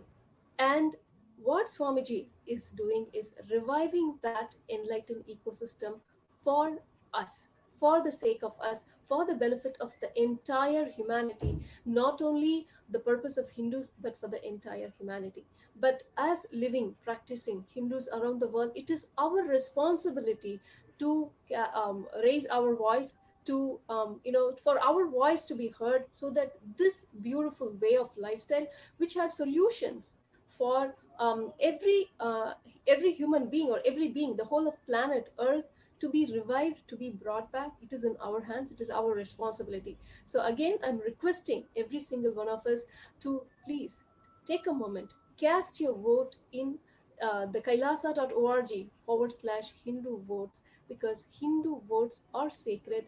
These votes are not for the benefit of any single individual. It is to bring the enlightened lifestyle to every single one of us. So please take a moment. If you have already casted your vote, please share with your friends and family and all social media platforms, so everyone can take part in this, in having our voices heard. It is important, as we can see it affecting in every dimension of our life. And again, we go into this mode of reinventing the world, trying to find a solution, whether it is COVID or whether it is economy. We are trying to scramble and find a solution, which we do not need to. The solution already exists, and all we need to do is just be part of the revival of that solutions.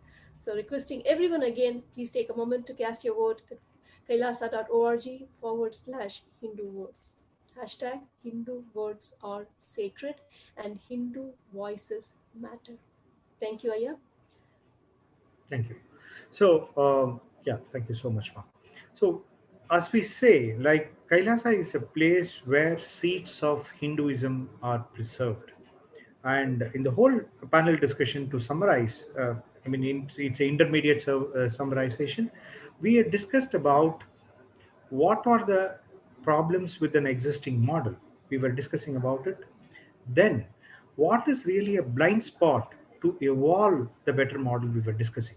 So there were a lot of points. I mean, even in summarizing, we were talking about how macro management, responsibilism, financial chastity, and as Varadaraj I was just talking about, like how we have to find an innovative system in a framework, open framework.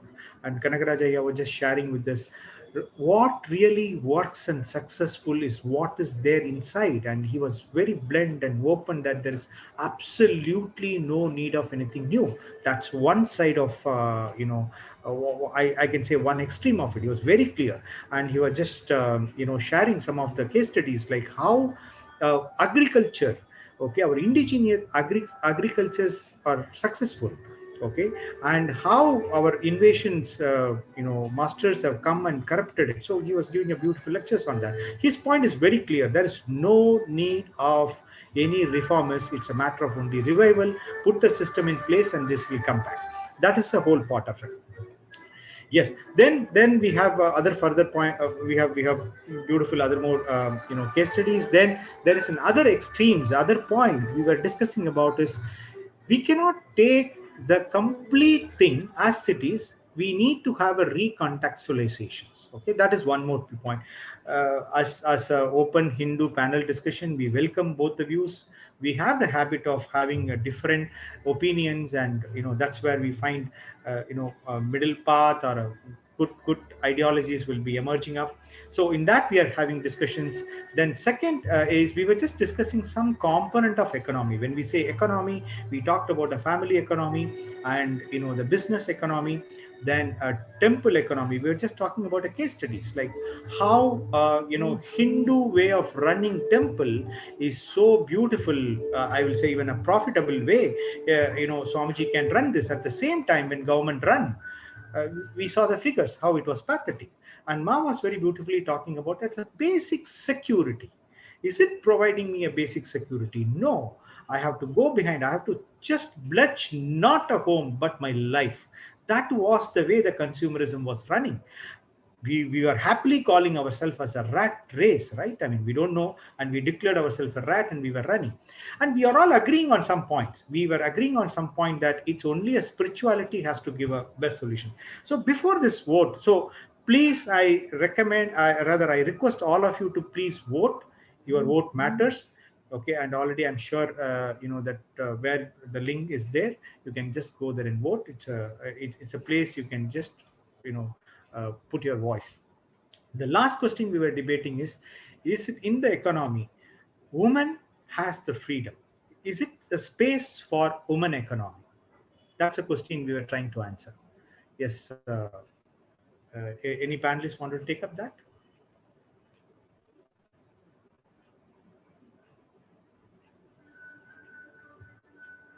Yes, please go ahead, Sindhi, please. So yeah, I do not know much about how the women's contribution was acknowledged in our old ancient Hindu system, but definitely some modern economists like Professor R. Vaidya and others, they've definitely spoken about this aspect, that when they say that a woman's contribution is actually not accounted for in the GDP of any nation, for that matter, not just in Asian countries, but even in Western countries.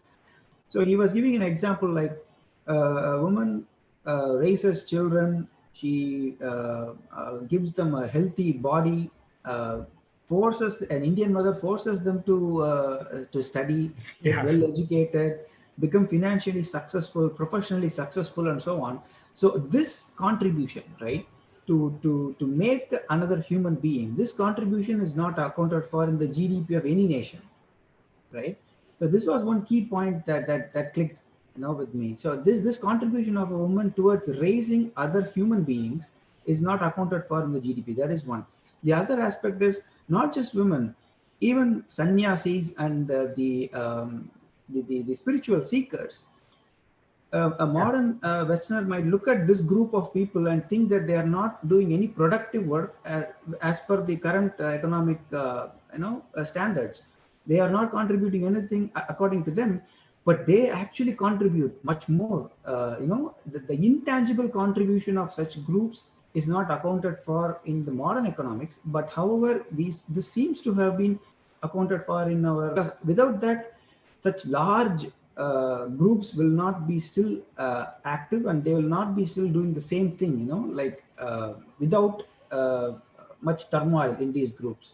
So definitely it must have been accounted for in the Hindu economics, but I do not know any source material that says that. Yes. I think Sandalaya brought a very beautiful perspective about the intangible contributions, right? So some of the things which I also want to share is about how in ancient Hindu tradition, they adopted daughters, or the daughter has all the power to hold the wealth, to uphold the ancestral properties. All the contributions of women was very much valued in the ancient Hindu civilization. But however, because of the persecution that happened for last 2000 years, so much of false narratives has been foisted against Hindu feminism itself. And like what Sandalaya is pointing out, see, one fact which I would like to share is last 2000 years, 200 trillion amount of gold has been swindled from the country. So Hindu civilization was definitely a rich and powerful economic civilization. And in this civilization, if the large amount of sannyas sampradayas evolved, large amount of so many powerful Hindu women warriors evolved. So definitely all these intangible contributions was evolved, and it was accounted within the system. And that is why so many powerful independent groups evolved, and their contributions were valued. So I just wanted to add this point to what Sundaraya was bringing it up. Exactly. Yes. Thank you. So it's about one is intangible contribution, and second is yes, I'll just hold my answer. Akilaya, you have something to say? Yeah, I mean, it is very tangible. You just have two words for it. It's three done. I mean, it was well calculated. There were clear inheritance systems built Exactly. around it. It's a complete set of laws, frameworks, judgments. You have a lot of material to talk about it. So Absolutely. it was never intangible. It was always very tangible in the system.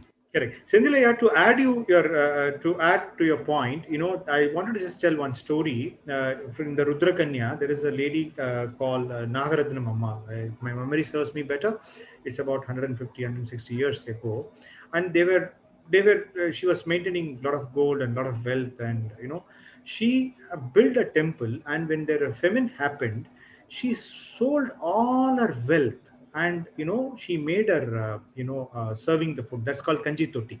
She made a kanji toti and served the entire city till her all the wealth get vanished, and she came to the street, but she's been still remembered for the kind of a contribution. And we know the Rudrakanya parampara, the kind of economic freedom, education freedom they have, we know that. So that's a point. Yes, they are officially, but even you take it to the Kerala side, you must be knowing that the power of the property goes with the daughters, not to the son. So there are some indigenous groups. We were having a different system of passing on our wealth, right? That's the second point. So yes, Varadaji, yes, please. I have a small point here. In Western world, women hardly had any power. So they were not allowed to inherit wealth, or they were not allowed to hold any position of power. So as they got educated, there was a trend of feminism against male suppressing women. But in Hindus, it was not at all like that. Women were always having power. She was recognized as a Shakti. Unfortunately, same Western principles were forced on us, and then they said Indian women don't have power. They talked about equity, so-called equal rights and all these things. In Bharat or in Hindu nation, it never talked about equity, because samanata nahi hai. Woman has some specialities. Men have different type of specialities. So that is why we don't talk about equity. We talk about respect. We don't talk about rights. There's nothing like women rights. There are duties, not just for women, for male, in fact, for everybody. Dharma itself means duties. So ours is a duty-centric society. Ours is a duty-centric culture. I will see to it that I complete my duties. The rights of others are automatically taken care of. Whereas in Western understanding, I worry about my rights and try to snatch from others. I think that's a shift of mindset we need to bring in, because a right which is forcefully exercised, one may get something, but will bring in lot of bitterness in relations, which is what is happening in almost all over the world, but more particularly in Western world. Whereas in Indian system, I'll perform my duties with love, with compassion. It will make both the parties happy, giver as well as taker. I think that's something we have to express ourselves better, articulate ourselves better, because not only Bharat, the whole world is bound to be convinced about it. Dhanyavad. Excellent. Thank you. So this just leading me to the next question. Okay. So we were talking about a family, individual contributions. It's not only a responsibility. I mean, it's not only a right. It's a responsibilities also, duties also. But end of the day, when we coming to economic, we are having a great master called GDP, right? I mean, today the world has come to the level of GDP. So that is why we say how much we are producing. Maybe we can say that as a history, it has started from Second World War. We have to produce more. How much is production? How much is consumption? Last 20 years, we have started taking services also a part of a GDP. So if you add what my mother has done for me last 40 years, what is a service? If I consider call that as a service industry, actually she paid me more than what I could be able to return back. I mean, if you started valuating. Okay, so this is one of the main question I wanted to check up with the panelists, that is it a time we all agreed that GDP is not just only economic indicator, and even Western is also coming to the agreement that it's not just a GDP. We have to add something called a well-being. We have to add something called a equitable happiness. All the terms they are adding it. So, what can be a method or some standard Vardaraji we can say for economically we are better, or we are really growing as a society? Is there any model you worked out, or you have done any case studies on that? I think the problem is something which is quantifiable may not be important. In Western understanding, they are chasing the quantifiables. That's why they chase wealth, they chase something which is measured. But in real life, happiness may be more important, satisfaction may be more important, how I feel is more important. So now the whole world is moving towards it. That am I happy? Am I satisfied? So I don't think we also try to copy them and convert it into a quotient. There is no need to convert it into a quotient. Just as a quantitative research today, qualitative research is considered important. Is it happening? How do people do people perceive it? I think that is where we have to take, not how you measure it. Many things can't be measured, but it can be perceived. So I think we don't have to copy West. We should base how are people happy? Are they contented? How are the relationship between the people? I think that's something one has to look at. I won't say has to be measured, but one has to look at. Dhanyavad. Yeah. Is it really something happening? It's a very, wish list to have, even the quantitative as well as a qualitative results to happening. But in the real world, where we talk about numbers, do you foresee any kind of similar thought current is happening, Vardaraji, where we can, with the GDP, some kind of, I can call it a spiritual domestic product, to just coin a new word, STP, something like that. So is it anything happening on that? Or we can just look at happiness index has already come, and people have started measuring it. And how much is what is a well-being also has been, and efforts have been made to measure it. And overall in the research arena today, qualitative research is given equal importance as much as quantitative research. So there is definitely movement in that direction. Dhanyavad. Correct. Okay. So, Wes, let's just go to the next point of it. Now, for the Kailasa nation or Hindu economy, when we talk about, what is the basic, in Hindu economy, we know that methodology of transaction. Okay, I'm just trying to take each and every parameter. We just saw about individual, family, and community. Then the trading system. Swamiji has beautifully said how the trading methodology was there. Is it a grain-based, or it is what kind of a transaction we have to get into? When we talk about economy, there has to be a transaction. Okay, and today we are talking about a transaction between multiple country, multiple currency, multiple ecosystem. So in this front, how Indo economy would be addressing this basic? Is it going to be a gold as a currency, or a digital currency, or what can be the better one? Akilaya or Sindhilaya, any thought on that front?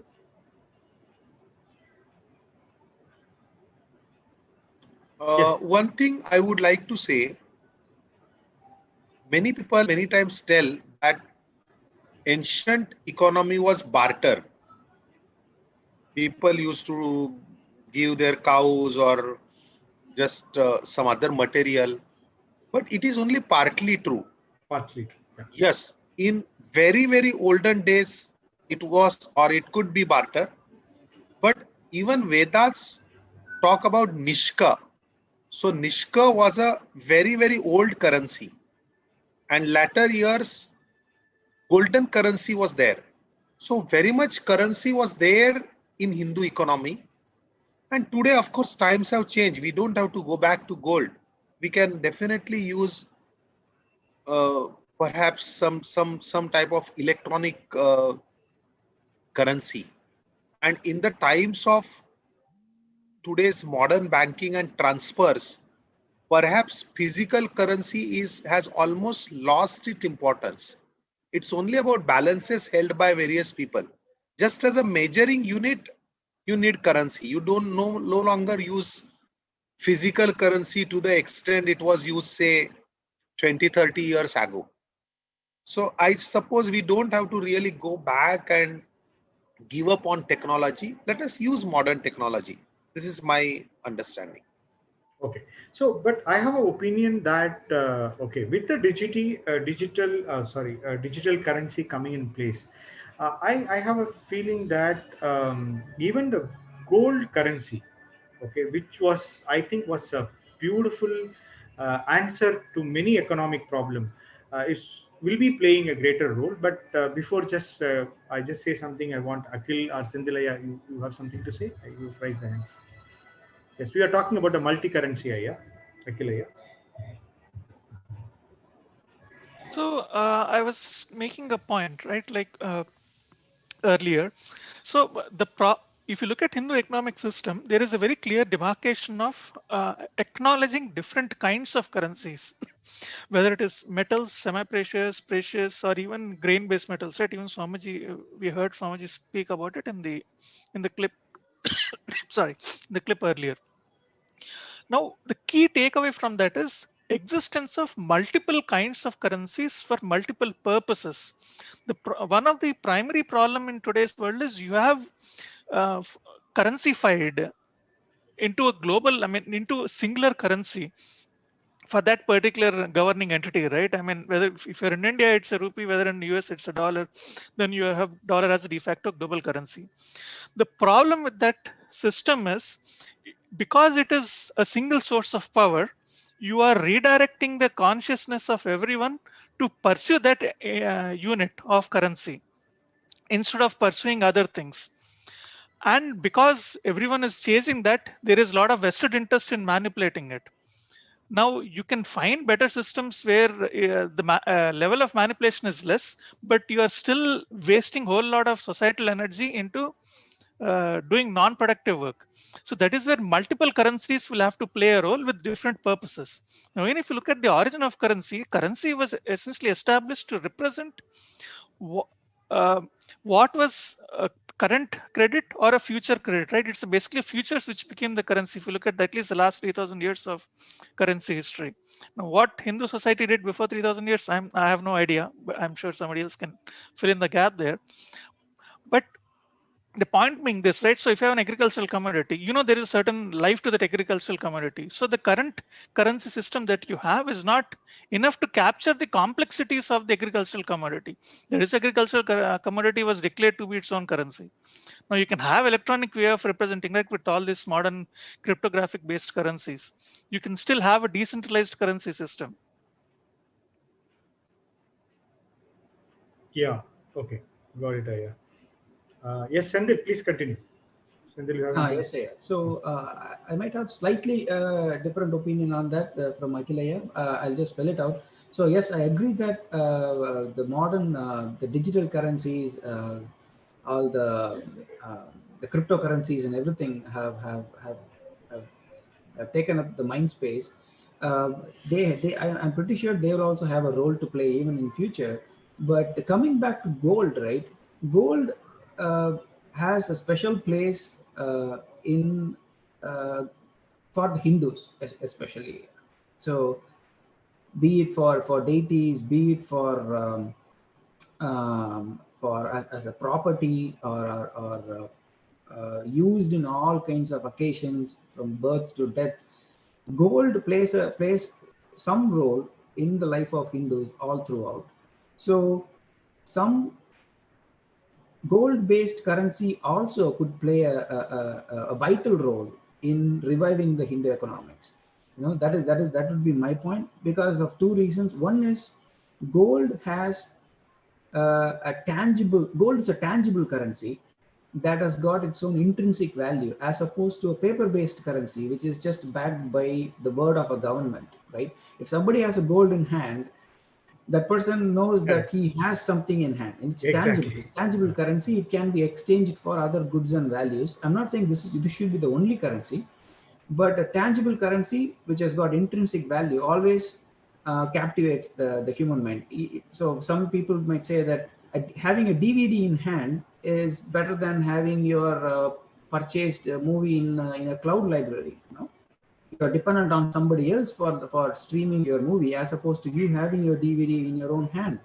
So the tangibility factor definitely matters. Plus, the importance gold has in the life of Hindus also matters. So that these two factors to me point out that gold will have a good role to play in the economics of Hindus. Yes, I agree with you. Yeah, please. Sorry, I had one point to complement what Sentlaya was saying, right? So, if you look at all the major currency systems right now, pretty much all of it, if you look at it from Hindu standpoint, all of them are corrupt. Reason is, if you look at Hindu system, how is the governance organized? You have Kanaka Sabha, which can be roughly translated to as House of Prosperity. You have Rajya Sabha, which is your house where you're, whether it is elected or chosen, basically the king sits, right? The ruler sits. Exactly. Rulers. And then you have the other Sabhas, Deva Sabha, Chit Sabha, and one very clear distinction is Rajya Sabha and Kanaka Sabha, there is no overlap.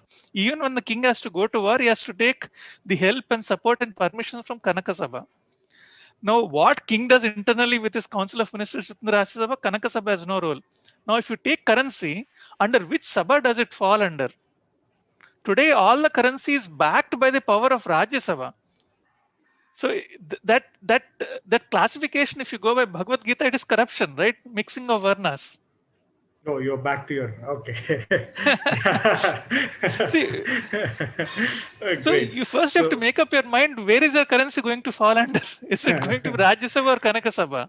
Yeah, so it's supposed to be with Kanaka Sabha, right? Yeah, Raja has no role to play. He cannot give money to a person who has physical power.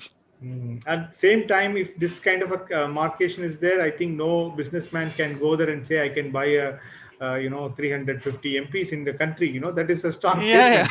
Yeah. so it's about Kanaka Sabha is ruling the country. So so we may have a taboo about talking about Varna, but I think we are finally hitting the wall and saying that a clear-cut demarcation of Varna is only going to save it. Then back to this gold, it's as you exactly say, yes, I don't need to wait for any governor's signature there. Okay, I'm happily have a gold and do that. And second, the comfortability that gold has given over the period of time, it's something amazing. And the way in which we are connecting to anything that matters.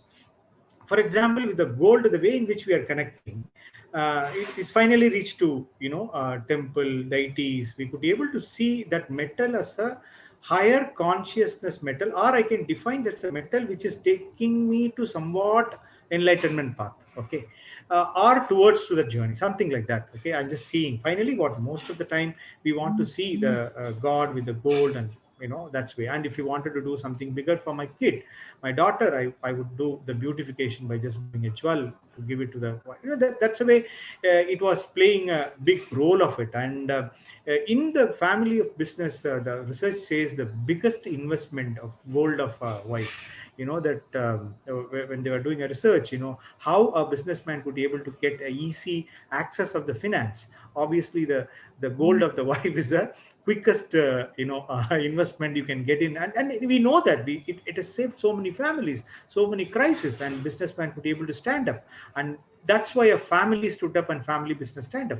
If the same thing I have to face before a VC, or I have to go to the bank, I'll be ripped off, I'll be thrown out. But that's not the case with the family structure. So gold as a currency, gold as a common, I can say, is a common or highest rewarded denominator. Gold, that's why Swamiji giving more emphasis. Yes, we need to have a multiple currency. Yes, we are going to have a silver, copper. We know that Rajaraja Sola has come out with a different structure of coins. This has been well explained in the God in Coins theory. So we have a different. But end of the day, in all things in our earlier Hinduism, we could be able to find our cultures, God, and other things. We have a different metal-based currency. As Vardaraji was rightly put it down,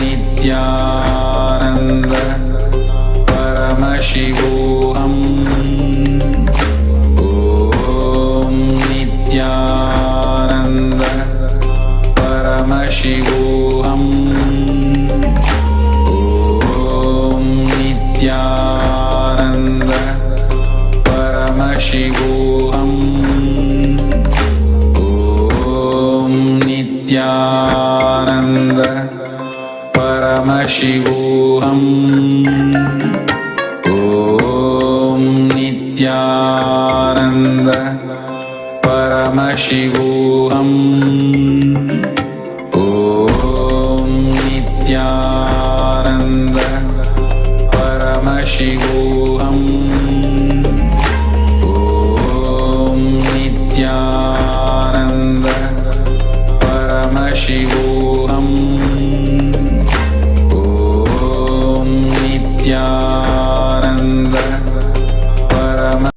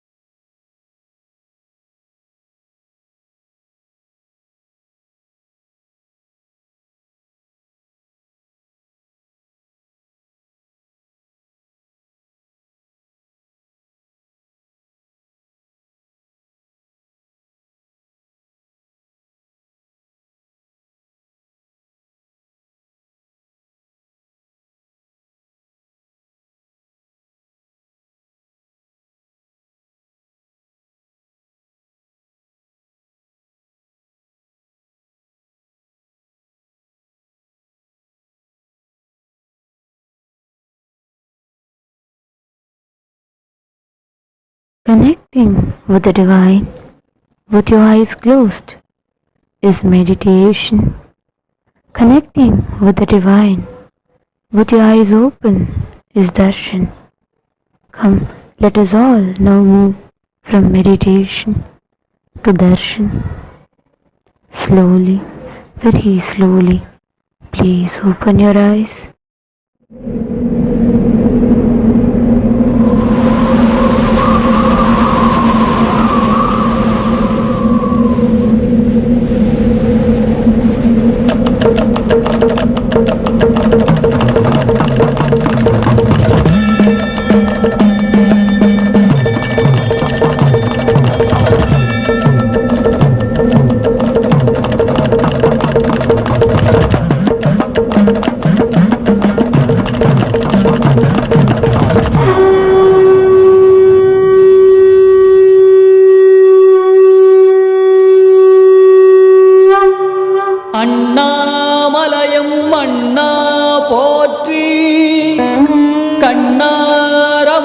கடலே போற்றி.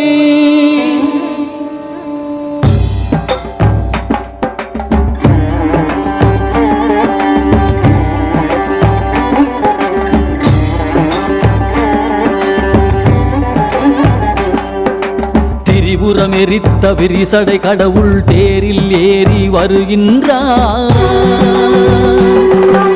திருவண்ணாமலை சோதிவானவன் திருவடி பதித்து வருகின்றான். அருளுரு ஆயிரம் காட்டிய நாதன் அம்மையப்பனாய் வருகின்றான். கைலை மேவிய உமையொரு பாகன் அருளை வாரி தருகின்றான்.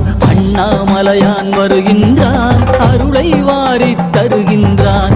அண்ணாமலையான் வருகின்றான், அருளை வாரி தருகின்றான்.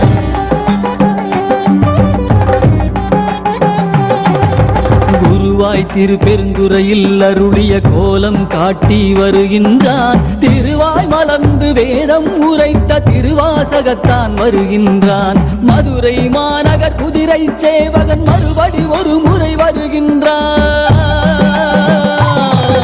கைலை மேவிய உமையொரு பாகன் அருளை வாரி தருகின்றான். அண்ணாமலையான் வருகின்றான், அருளை வாரி தருகின்றான். அண்ணாமலையான் வருகின்றான், அருளை வாரி தருகின்றான்.